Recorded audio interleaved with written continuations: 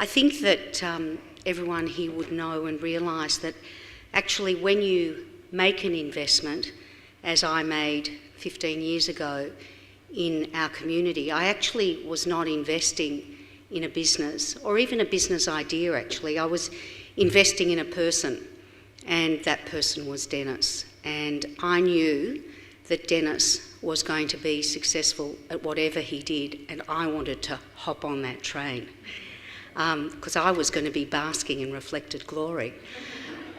I think that the social enterprises that we call them today actually have a different name, and I was actually lucky enough to have a meeting with Sir Ronald Cohen, who is really the father of social enterprise, the big social bank in the UK, and what is now becoming very widely acknowledged and recognised is these businesses that we're calling for profit and for purpose. For profit and for purpose. And I think that that's really what our community was. Dennis was absolutely adamant that our community was not going to be a not-for-profit model. He had worked in the not-for-profit sector as tangentially to what he was doing in his day job. And I think that he always saw a different type of model which was very much purpose-driven, but actually had a very strong profit motive as well. And I think that he wanted to engender in our community this hybrid of for profit and for purpose, because he felt that that would be a lot more motivating and a lot more of a driving force for himself and the wonderful team that he's gathered around him. And the team is wonderful. It's an amazing team of entrepreneurs, of risk takers, of people who aren't scared to fail, because there is great leadership in that organisation. And in fact, if you don't fail, you're not doing your job. And we all have to remember that failure is a very large part of our learning process.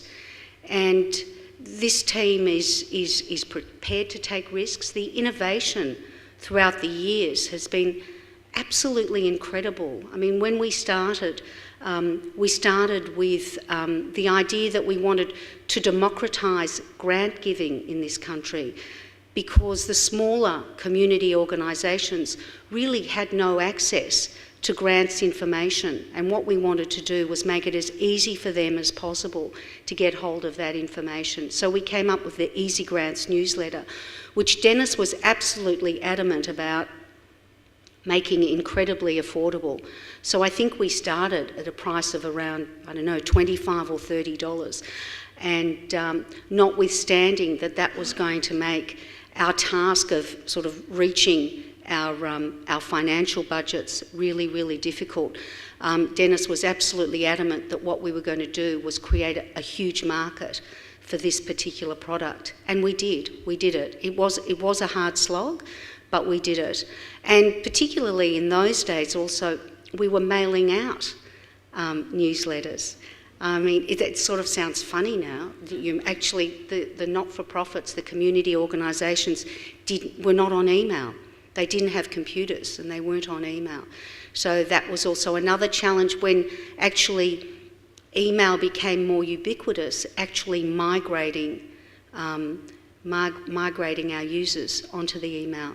And then, of course, we came up with the idea of Give Now. Give Now was a fantastic initiative for the community organisations. We were providing them with a portal in which they could raise funds for their organisations. We were taking no admin fee, no fee whatsoever. And we were adamant that we weren't going, and Dennis was adamant, absolutely, that we weren't going to be charging a fee for that. And that still goes on, and I think that we've raised something over $40 million through that portal for the community sector, which is a huge achievement, absolutely huge achievement. And then, of course, we've moved into a whole new innovation through Smarty Grants.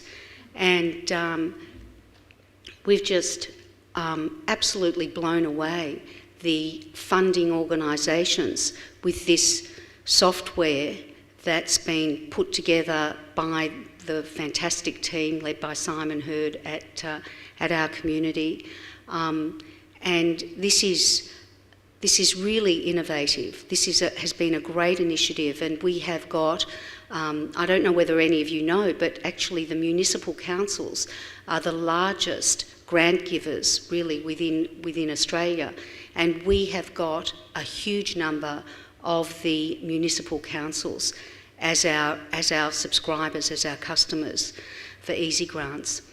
Now, one of the other things that we always did was have a commitment to building capacity within the community sector, and that of course means education. And we were always running conferences, we were always running seminars, we were always running workshops for both sides, for both those who were in the business sector who wanted to be involved in the community sector, and for those in the community sector who wanted to make their organisations more business-like and more business-focused, and particularly with an emphasis on governance. So the Institute of Community Directors Australia has really been a natural extension of what we've been doing for 15 years, building capacity, educating our members, our subscribers, and making sure that we were facilitating the best type of governance, the best type of involvement with community organisations we possibly could. So this has all culminated in the Institute of Community Directors Australia, and this has been a really hard slog, and Kate Caldecott, Patrick Moriarty, the entire our community team, Kathy, Amy, just everybody have been focused on making this as successful as they possibly can be. And when we actually got to this point where we knew that we could launch it, we thought, now who would be the best person in this country to launch the Institute of Community Directors Australia? And I said to Dennis, I know the only person who should launch this for us. It has to be Peter Shergold. And it had to be Peter because Peter is not only one of Australia's most highly acknowledged and recognised bureaucrats, and the service he gave to the country whilst heading up Prime Minister and Cabinet was just enormous, the leadership he showed in that position. He then went on to become the founder of a startup, the Centre for Social Impact, which has also been working very much along the same lines of our community, and the work that he has done, what he has initiated, what he has innovated through the Centre for Social Impact, I think is going to have a lasting impact for decades to come. So I would very much like to welcome Peter Shergold to launch our Institute for Community Directors Australia. Thank you, Peter.